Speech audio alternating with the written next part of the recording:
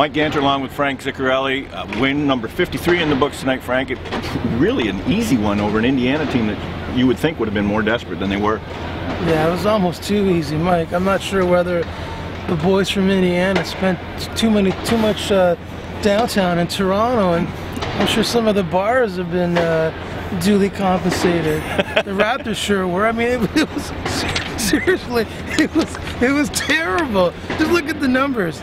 They gave up 61 second-half points, and usually on a night like tonight where you should be desperate, trying to solidify that number 7 seed and potentially play Toronto. Now they're in that 8 seed. Yeah, I mean, and they've got that inevitable task of perhaps playing the mighty Cleveland Cavs. Yeah, I don't get it. I mean, you know, Coach Frank Vogel, we talked with him before the game, and he was talking about, you know, we're a desperate team. We can't even talk about playoffs. We haven't made the playoffs yet. They could still fall right out. I mean, or I guess they couldn't fall right out. No, because I think they're solidified in 8th at least. But I mean, like you said, they have to implode. Yeah, because the Bulls aren't exactly the 95 Chicago Bulls team.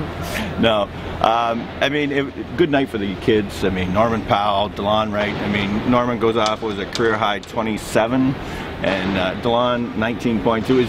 I mean, it's to the point now where you don't even think of Norman Powell as a rookie anymore. Yeah, I think the question that's got to be asked is whether Coach Casey has confidence in the kids come playoff time. Yeah. If they play him, when he plays them. But you're right, tonight both DeLon, Norman, tremendous. They looked like they were seasoned vets. They attacked the rim.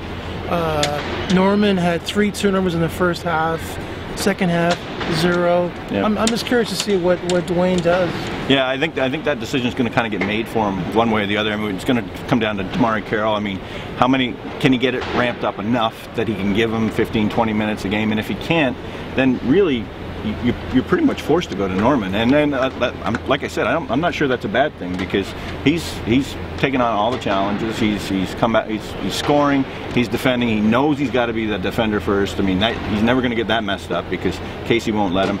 So they're just, you know, they're in a decent spot. I mean, I obviously they're still better if DeMarre Carroll comes through, gets healthy, gets in rhythm, and is like a primetime contributor come playoff time.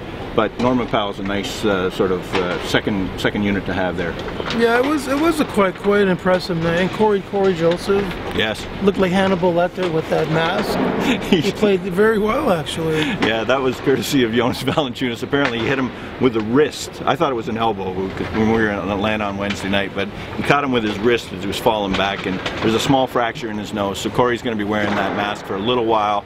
But, you know, he did, unlike Hedo Turkoglu and even Patrick Patterson, the only guys I can remember wearing a mask before him, he didn't seem to have any problems with it. So yeah, actually, I think the Indiana Pacers need a slap in their face or a broken nose. They were seriously. I was surprised, Mike. Seriously, I there was no fight. It was capitulation at its finest. Yeah. And on that note, Frank, we'll end it here.